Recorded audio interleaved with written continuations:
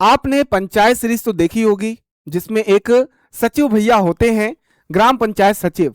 अगर आप उसी पद पर जाना चाहते हो, एक पद सुनिश्चित करना चाहते हो, तो एक सुनहरा अवसर है यहां पर आपके लिए। एमपी ग्राम पंचायत सचिव भर्ती 2026 आ गई है, जिसका राजपत्र जारी हो चुका है। नोटिफिकेशन भी आपको एक आध हफ्ते में देखने को मिल जाएगा, जिसमें क्लियरिटी आपको मिल जाएगी कि कितने पद आ रहे हैं। बाकी अभी हवा बना रखे हैं 23,000 पोस्ट, 23,000 पोस्ट, उसकी सच्चाई क्या है वो भी मैं आपको बताऊंगा। तो संपूर्ण जानकारी, एज, आपकी सैलरी, आपका एग्जाम पैटर्न क्या क्या है, सर्टिफिकेट यहां पर, कंप्यूटर सर्टिफिकेट क्या यहां पर लगने वाला है, संपूर्ण जानकारी के लिए अंत तक आप बने रहिएगा। ये एग्जाम जो है ये कंडक्ट करवाएगा कौन? ईएसबी। ईएसबी के द्वारा कंडक्ट होगा। यहां पर सर्टिफिकेट के नियम जो है इसको आपको ध्यान से समझना होगा। राजपत्र जो जारी हुआ है वो 13 मार्च 2026 को हो चुका है। 1 से 2 हफ्ते के अंदर अंदर आपको नोटिफिकेशन भी आपको देखने को मिलेगा।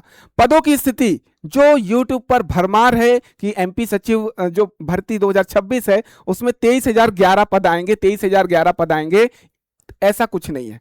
23,011 पद आएगा, लेकिन आपके लिए कितने पद आएंगे? आपके लिए 10,000 से 15,000 अनुमानित है। हो सकता है 8,000 आ जाए, 12,000 आ जाए, 15,000 आ जाए, 10,000 आ जाए। तो आपके लिए यहां पर 10 से 15,000 अनुमानित है, और यह बहुत बड़ी वैकेंसी है। तो सर क्या है इसकी सच्चाई? मेरे साथियों, ये इतने पोस्ट आएंगे जिसमें आपके कार्यरत सचिव जो हैं, जो करेंटली वर्किंग हैं, उनके लिए 50% कोटा है। 50% कोटा जो ऑलरेडी करेंटली यहां पर कार्यरत सचिव हैं, उनके लिए 50% जो सीटें होने वाली हैं वो आरक्षित होने वाली हैं। तो इनको फायदा मिलेगा। तो जो बचा हुआ जो सीट है उसमें आप फाइट कर पाओगे, वो लगभग आपका 10 से 12,000, 10 से 15,000 होने वाला है। क्लियर, याद रखिएगा, ठीक है ना? तो कार्यरत प्लस रिक्त दोनों मिला करके ये आपका 23,011 पद हैं।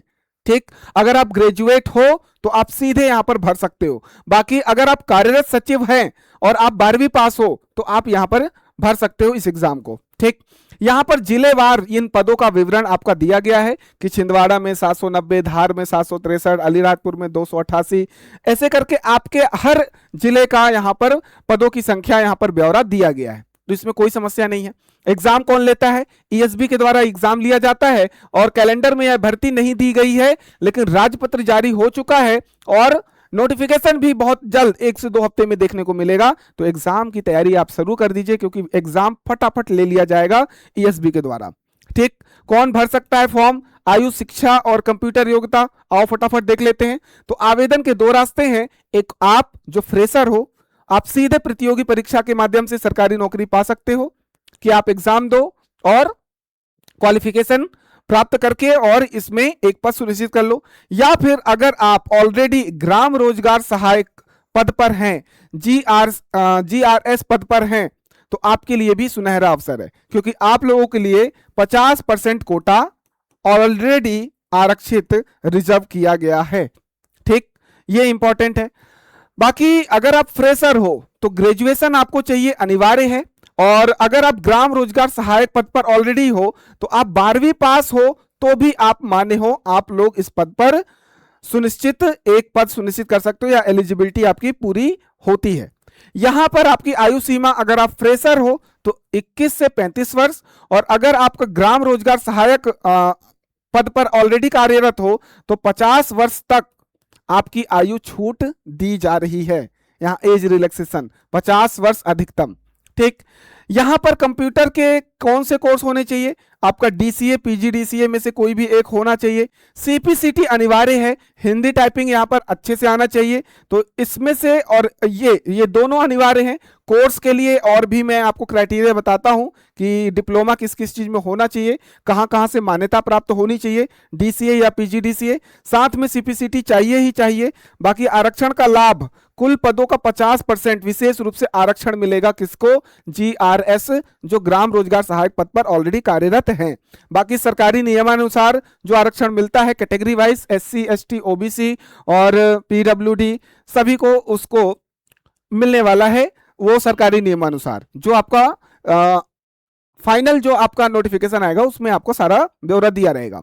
बाकी ग्राम रोजगारों के लिए एक विशेष नियम दिया गया है कि आप लोगों को 50% आरक्षण है और 12वीं पास शैक्षणिक योग्यता चाहिए, बस, है ना? तो जो जो भी यहाँ पर ग्राम रोजगार सहायक ऑलरेडी हैं उनका 5 वर्ष का अगर एक्सपीरियंस पूरा हो चुका है तो आप फॉर्म भर सकते हो, सीधा फायदा मिलेगा 50% कोटा का। ठीक, अब जो कंप्यूटर डिग्री की बात कर रहा हूं, यहां पर जो डीसीए पीजीडीसीए आपने किया हुआ है, यूजीसी मान्यता प्राप्त विश्वविद्यालय से किए हुए हैं, यूनिवर्सिटी से, तो आप यहां पर कंप्यूटर डिप्लोमा तो आप एलिजिबल हो। NIELIT है ना, यहां से अगर आपने डिप्लोमा किया है तो आप एलिजिबल हो। अगर आपने पॉलिटिकल कॉलेज से, शासकीय पॉलिटिकल कॉलेज से मॉडर्न ऑफिस मैनेजमेंट का भी कोर्स किया हुआ है तो भी आप एलिजिबल हो। साथ में या फिर ITI का आप 1 वर्ष का, COPA कंप्यूटर ऑपरेटर और प्रोग्रामिंग असिस्टेंट का भी प्रमाण पत्र है तो आप एलिजिबल हो। तो इनमें से भी आप कंप्यूटर सर्टिफिकेट माने हैं, इनमें से कोई भी कंप्यूटर सर्टिफिकेट आपके पास है तो आप एलिजिबल हो। सैलरी और प्रमोशन की बात करूं तो 3 स्तर पर यहां पर आपका प्रमोशन होने वाला है। स्तर 1 शुरुआती, जिसमें आप प्रोबेशन पीरियड पे रहोगे, जिसमें आप सीखोगे, तो यहां पर आपको 10,000 के आसपास सैलरी होने वाली है। उसके बाद जैसे ही 2 साल पूरा होता है आप नियमितीकरण के साथ यहां पर फाइनल स्तर 2 में चले जाते हो। 2 साल की सेवा पूरी करने के बाद आपका 7वां वेतनमान लागू हो जाता है। और आपका स्तर 3 जो वरिष्ठता स्तर है, 10 साल की सेवा यहां पर आप पूरा कर लेते हो तो आपका प्रमोशन होता है और उच्च वेतन, बहुत हाई सैलरी यहां पर मिलती है। अगर आप स्तर 1 पर हो प्रोबेशन पीरियड पर 2 साल ज्वाइनिंग से, तो आपको फिक्स 10,000 प्रति माह मिलने वाला है। जैसे ही 2 साल कंप्लीट होगा तो आपको इन हैंड 30 से 40,000 रुपए मिलेंगे, जगह के अनुसार, ग्रामीण स्तर स्थिति में हो या फिर शहरी स्थिति में हो, उसके अनुसार आपको 30 से 40,000 सैलरी मिलेगा। पे स्केल आपका 19,500 से 62,000 के आसपास है। इन हैंड आपको 30 से 40,000 मिलेगा। बाकी ये आपका सैलरी स्लिप इस तरीके से बनेगा। पे स्केल है 19,000 से 62,000 के आसपास। उसके बाद अगर आप स्तर 3 तक 10 साल तक आप कार्य सेवा पूरा करते हो तो आप स्तर 3 में आ जाते हो और वेतन शानदार और निरंतर वृद्धि हो जाता है और प्रमोशन आपके बढ़िया होते हैं। सुरक्षित, स्थिर और सम्मानजनक सरकारी करियर बन जाता है।